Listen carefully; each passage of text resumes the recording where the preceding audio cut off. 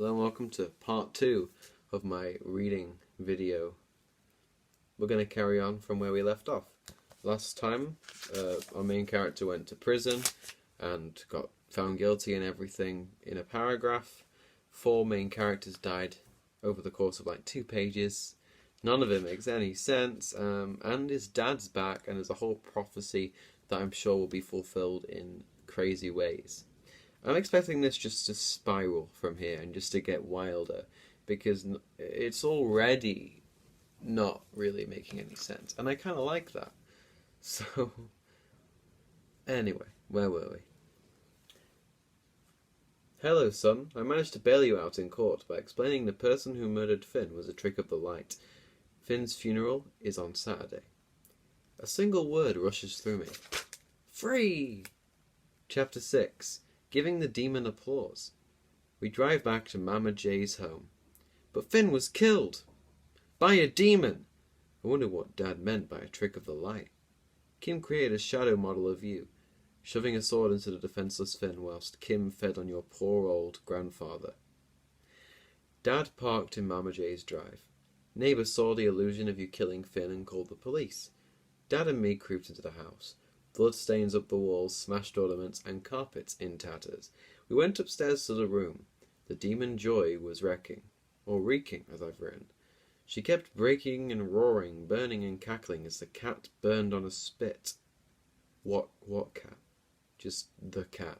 So, it's just one cat, specifically the cat. Is that Pickle? Is Pickle dead now? Pickle the cat's dead. Oh no. She turned towards us and bellowed furiously. Die, puny humans! She patted Fiend towards us, who died. And I grinned at him. Wait, no, Fiend didn't die. He walked off. I grinned at him. Grinning is the only weakness of the demons. If I honoured them, they'd become human once again. No, it isn't. You gotta make them happy. You just smile at them. You gotta, like, be nice to them, right? That's the idea. You gotta calm them down. Just going, that's not gonna work. They're still gonna kill you. With my grin, Fiend melted, screaming into ink ooze. Oh my, he's like his brother Doomlaugh.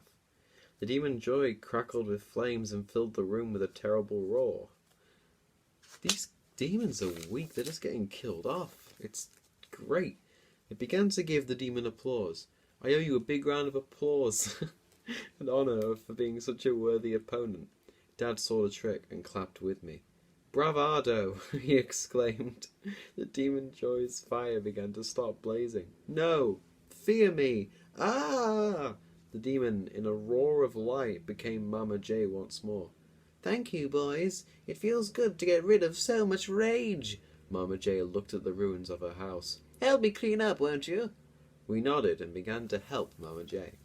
The curse is passed on. One of you is now slowly becoming the demon like I did. The other, one day'd have to be forced to fight the other. Mama J sighed greatly. Once you get angry, boom, flash, kaboomo, you became the demon retoination. That's not a word, is it? Retoination.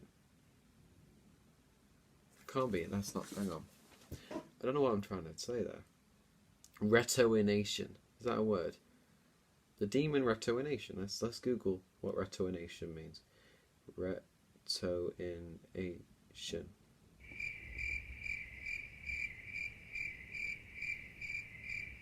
My phone crashed. It's that confused. Dad clipped his finger on a nail's wrong end and wailed in pain. That's a great paragraph. Steam shot from his nostrils. Fire blazed off his body. His teeth became as jagged as stalactites. In furious speed, Dad became the demon retoination. That was quick. Run, Mama J cried as the demon who once was Dad lunged towards us. Chapter 7. The Almost End. Mama J and me watched as Dad Demon Dad Demon? It's not a top trump card. It's not like Dad Demon. It's just, you describe it. I remembered Kim's prophecy. Did he mean Dad? Would I one day battle to the death against him? It's written as a statement, so. You will love him, you will betray him, and finally you will die for him. Could it be Dad? Would I one day die for him? And how would I betray him? The thoughts whirled around my head. Completely baffled, I followed Mama J into the moonlight. To be continued. Epilogue. Talion, so it's continued on the next page. The old figure nodded to the barman and reluctantly walked into the woods, reluctant because of the creatures who awoke there after nightfall. He would have to be on his guard. With the gun fastened tight into his belt, Talion was seemingly ready for anything. A rustle quaked behind him in the trees. He turned, and no monster prevailed. That's not what that word means. He rolled his gun about his finger and clicked in a crafted bullet, especially for Talion craft. Clicked in a crafted bullet. I've no idea what I was trying to say.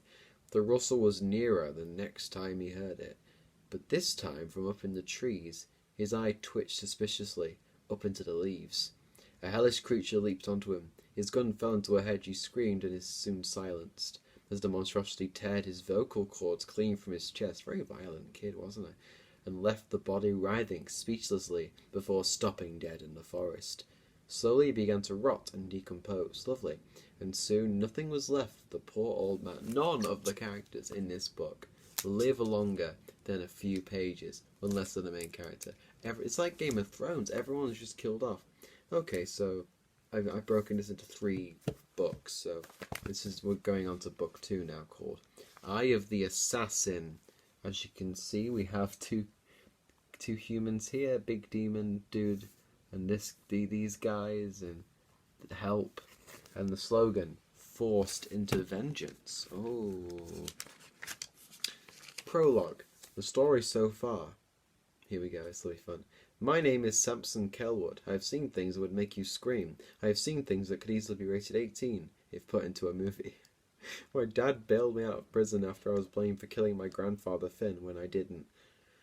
My Marzi Mama J was a demon. Our DNA is that of a demon. Mine, not so strong. It only takes a cut or a pinprick and the demon is awoken. That makes sense. We managed to turn Mama J back to human, but then Dad's demon awoke, and one day I'll be forced to fight him. Chapter 1. The Cabin and its Crew.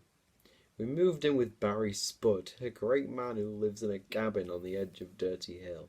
His crew, as he calls them, are all my age, and they all are trained to become demon assassins and fight on Bill Moor where all the wars are fought.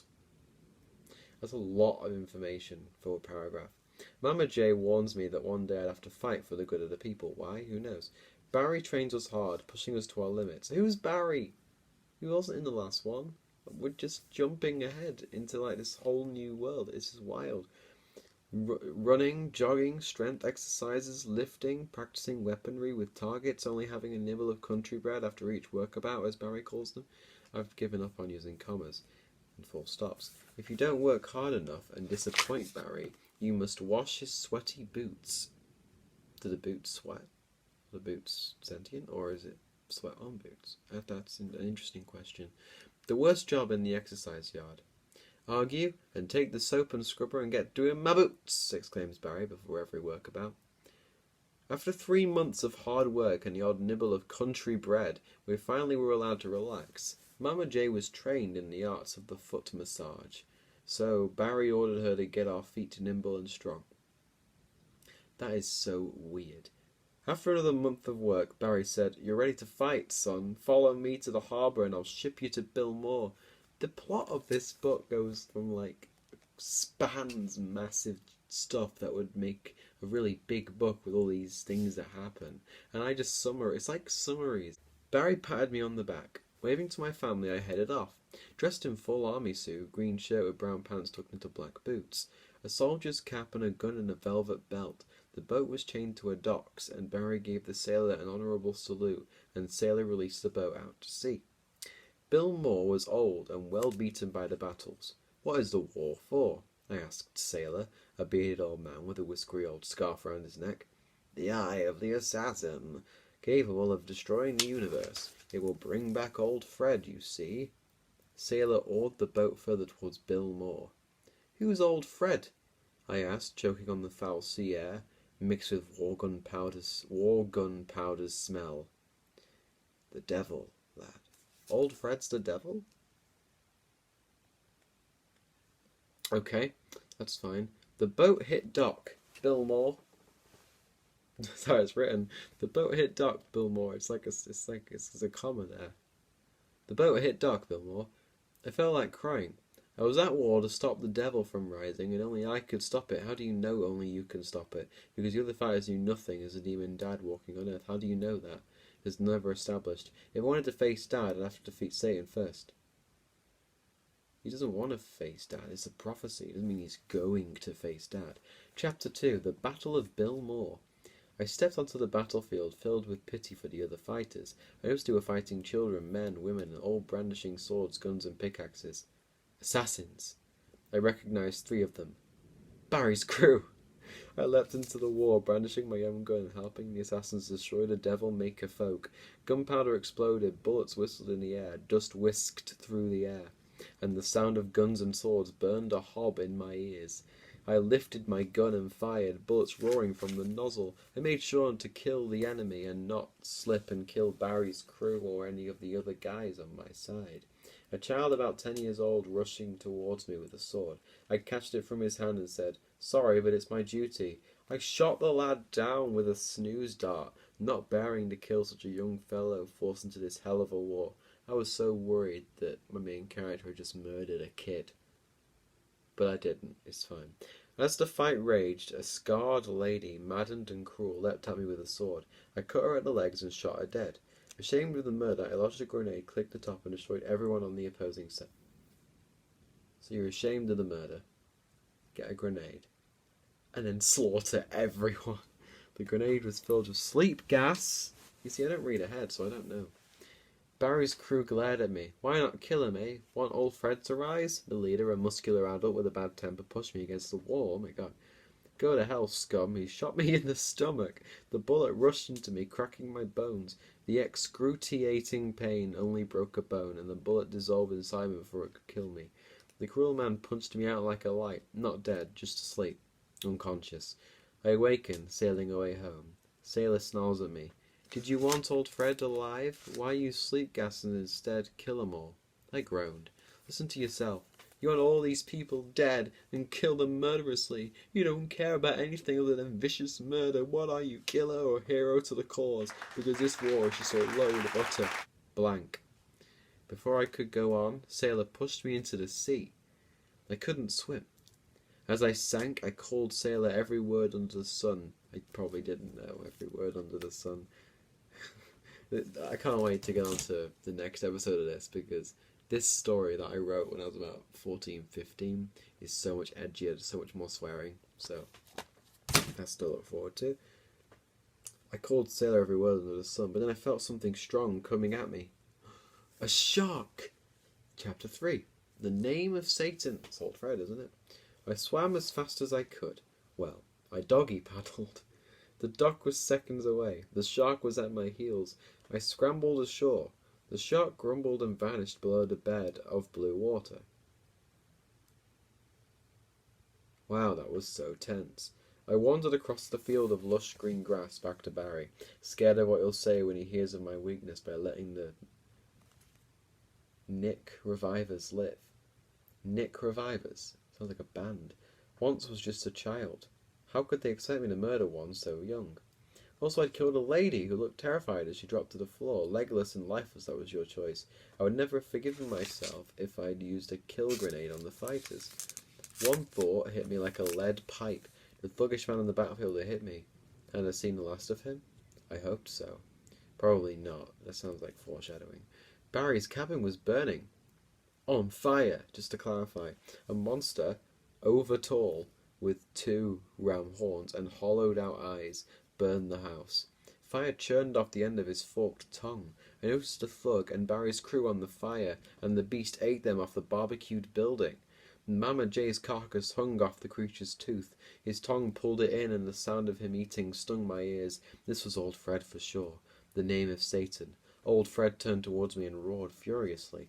Old Fred stomped towards me, and I went against my instincts on the spot. He had to go, or Earth and me were finished. But how the Jiminy Cricket, that's like that again, could I defeat the bringer of hell, old Fred himself? Itself. We probably do it in a paragraph. Old Fred bellowed furiously.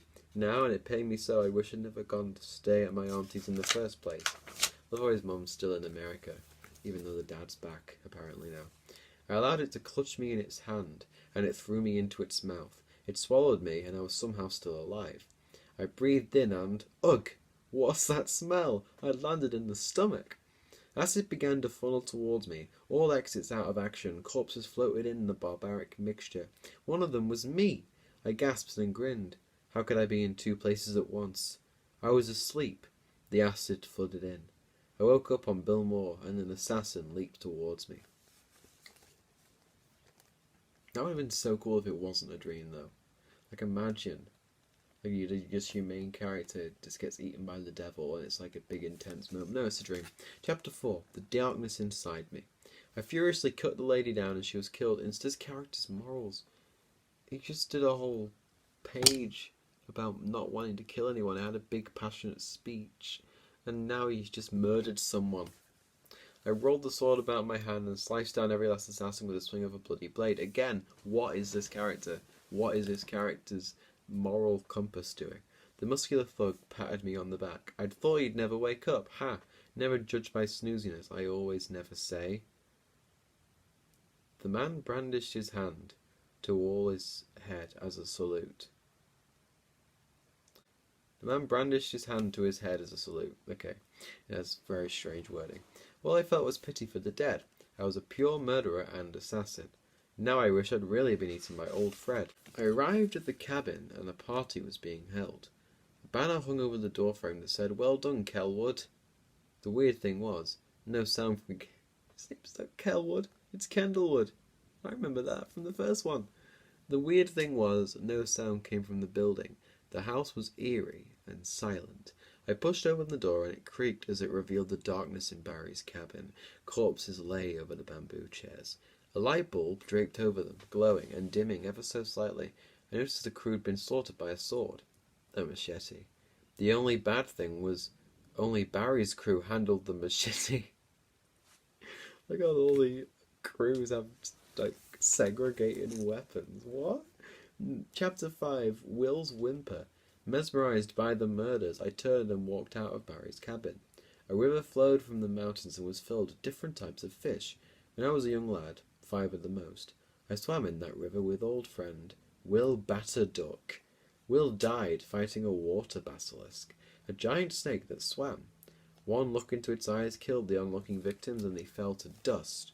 The basilisk stole Will's eyes and kept them for dinner. The ghost of Will could now be seen, whimpering on the water. I watched his spirit materialize, a ghostly figure with no eyes in his head. I watched him drift over the water, whimpering, silently, making tears well up in my eyes.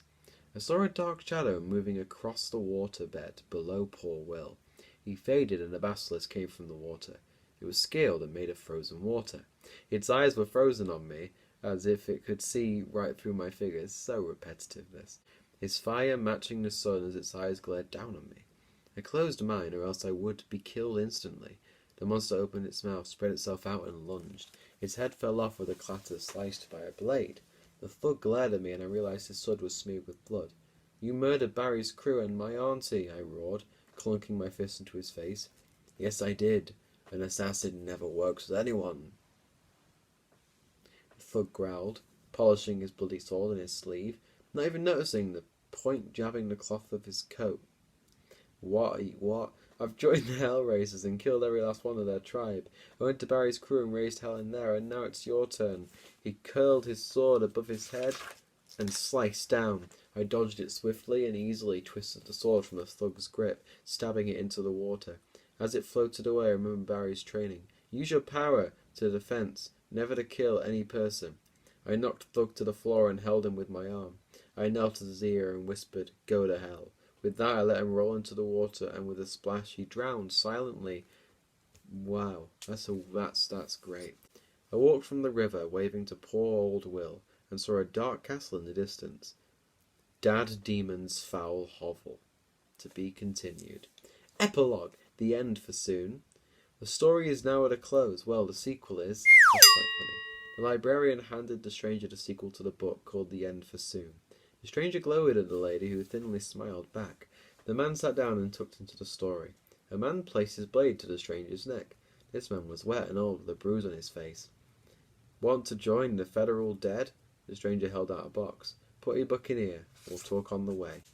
"Who are you?" uttered the book-renting guy. I am After Dark, said After Dark, head of the assassins. After Dark led the man to a car and pushed him into his seat. After Dark ordered the driller to move, and the car trundled out of sight. And look, I drew it. I drew the car trundling out of sight. Aww. So yeah, that's part 2 of the book, and part 2 of this episode. So we're going to finish off next week with the final battle, After Dark, the 3rd one.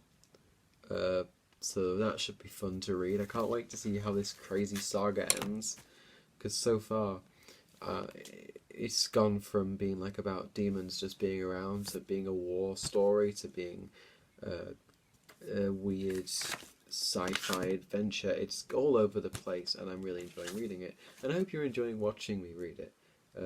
So yeah, tune in next week for part 3. Feel free to like and subscribe, and yeah, I'll see you later. Thanks for watching.